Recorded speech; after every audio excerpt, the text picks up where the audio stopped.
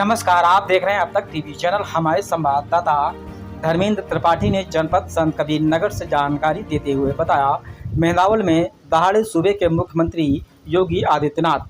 आपको बताते चले कि लोकसभा क्षेत्र 62 संत कबीर नगर से भाजपा प्रत्याशी प्रवीण निषाद के विशाल जनसभा में उतरे योगी आदित्यनाथ। उक्त विशाल जनसभा में जिले से भारी संख्या में नेता कार्यकर्तागण क्षेत्रवासी उपस्थित होकर इंजीनियर प्रवीण निषाद को जिताने का संकल्प लिया। आइए चलते हैं हमारे संवाददाता के साथ। हमारा मान सम्मान बढ़ाने का काम किया।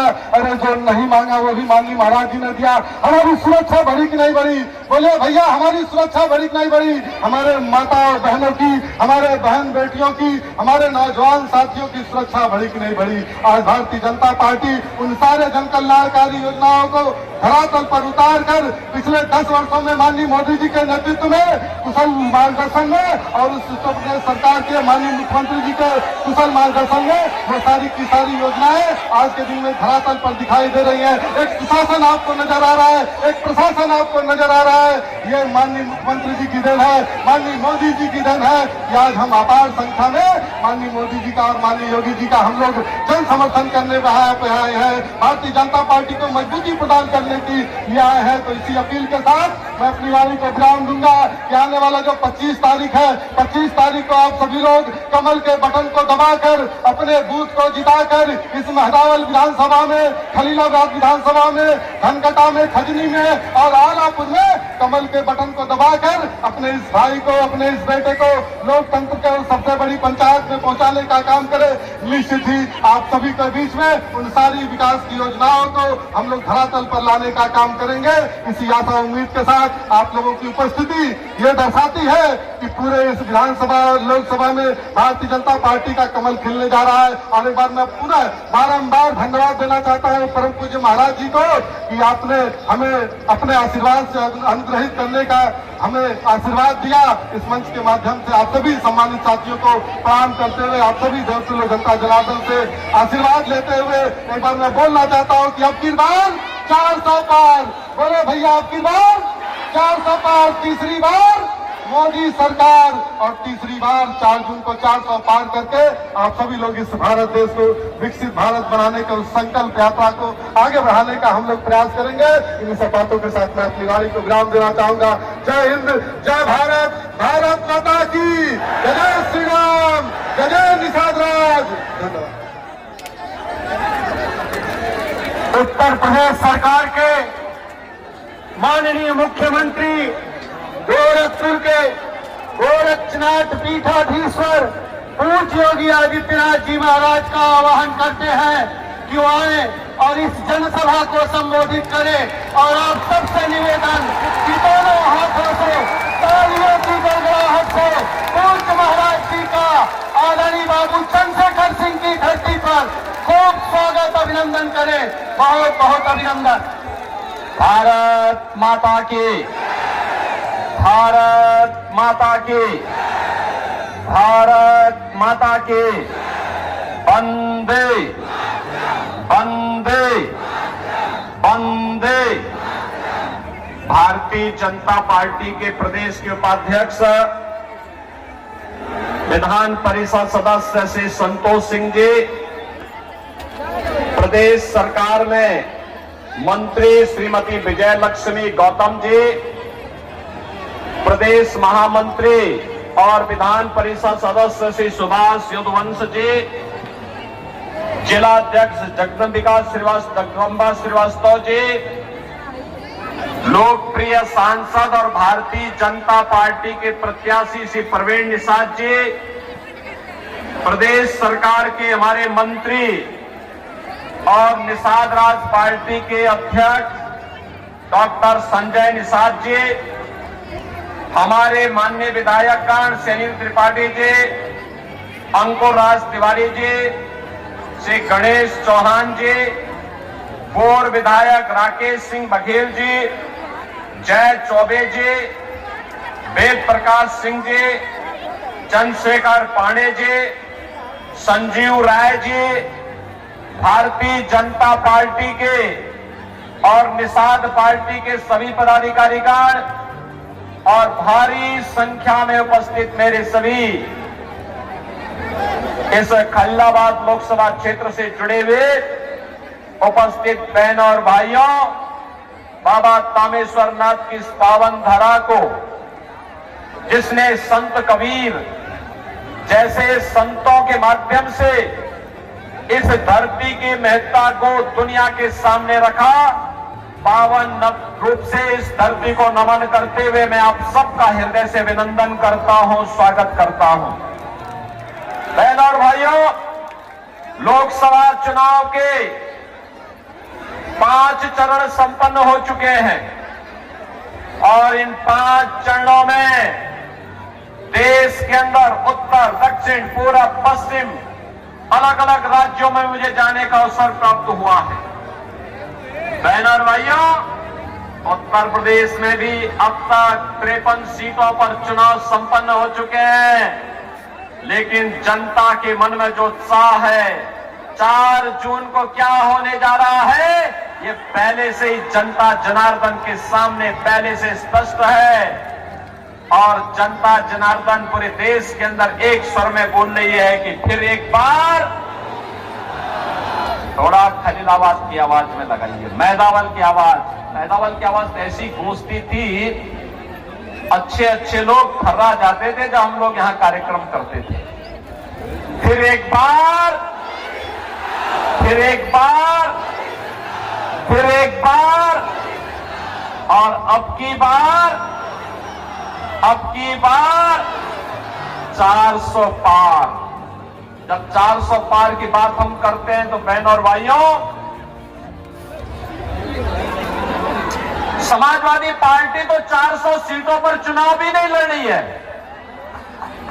और वह कहती है कैसे होगा, तो जनता की ओर से आवाज आती है कि जो राम को लाए हैं,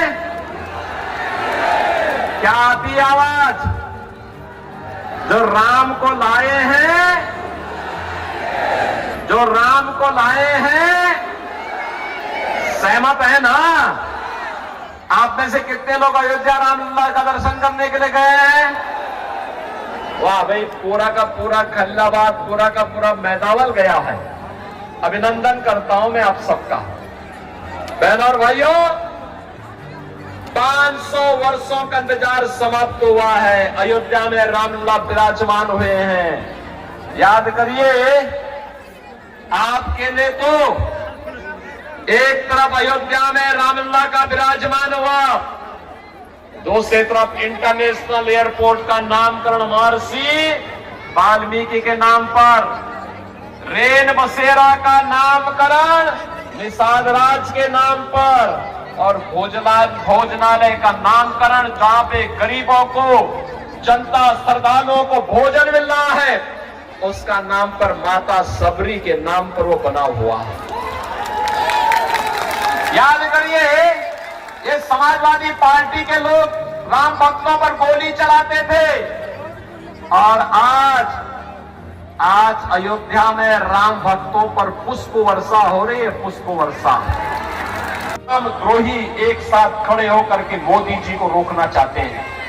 बहनों और भाइयों, इनका कोई अपना एजेंडा नहीं है। ये तो अनुसूचित जाति, जनजाति और पिछड़ी जाति के आरक्षण के अधिकार में सेंध लगाने के लिए समाजवादी पार्टी और कांग्रेस का गठबंधन हुआ है।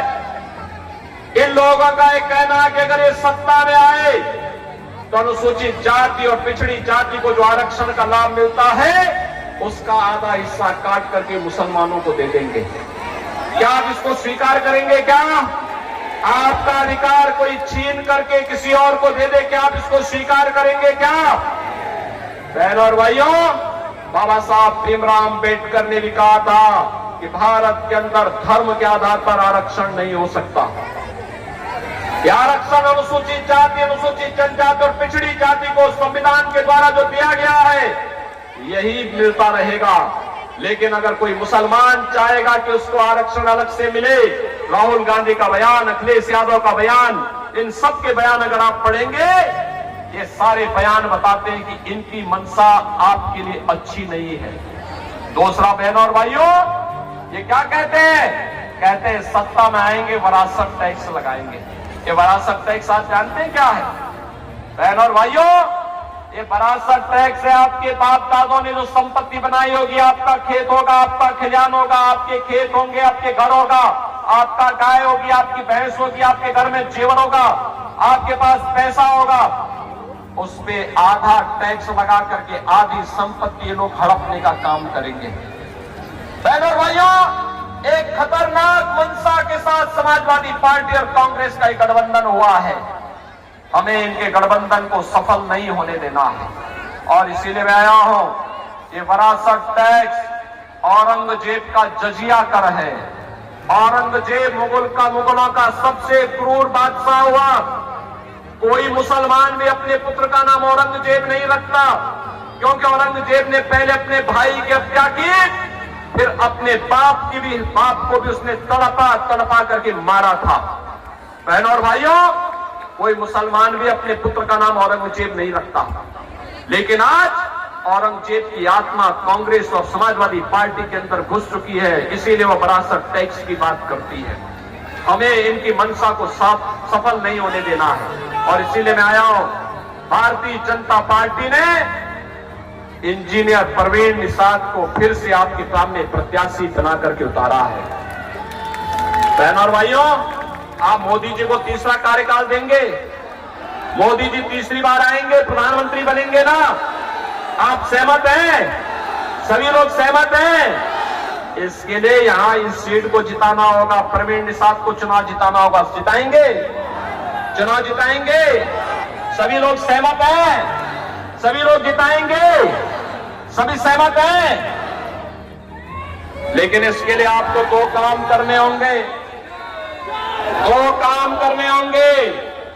जितने लोग यहां पर आए हैं, माताएं हैं, बहनें हैं, नौजवान हैं, बुजुर्ग हैं, सभी लोगों से मैं कहूंगा कि बहनों और भाइयों, इसके लिए आपको एक तो जितने लोग आए हैं मात्र 3 दिन प्रचार के हैं, छठे चरण में आपको मतदान करना है।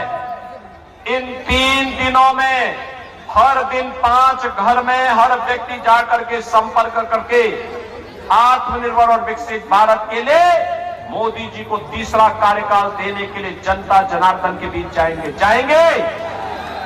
3 दिन का मतलब 15 घर, एक व्यक्ति 15 घर। और दूसरा कार्य 25 मई को उन 15 घरों को मतदान केंद्र में ले जा करके मतदान करा करके कमल खिलाना है। सहमत है?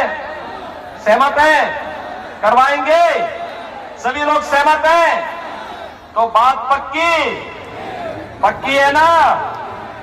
तो बहनों और भाइयों, चुनाव जिता करके भगवान राम और निषाद राज की मैत्री को फिर से और प्रगाढ़ करने की आवश्यकता है। करेंगे?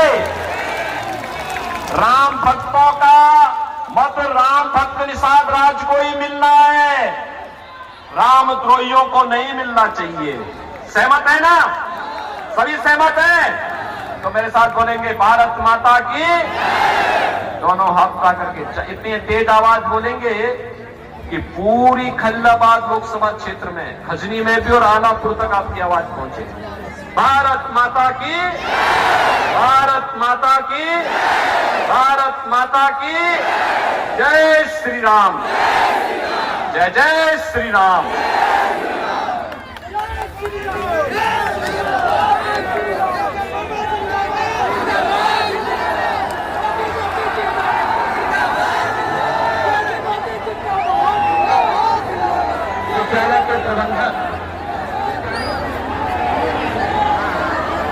राम मंदिर इस विद्यालय के प्रबंधक हमारे वरिष्ठ नेता आदरणीय चंद्रशेखर पांडे जी के द्वारा पूज्य महाराज जी का राम मंदिर लेकर के अभिवादन किया जा रहा है।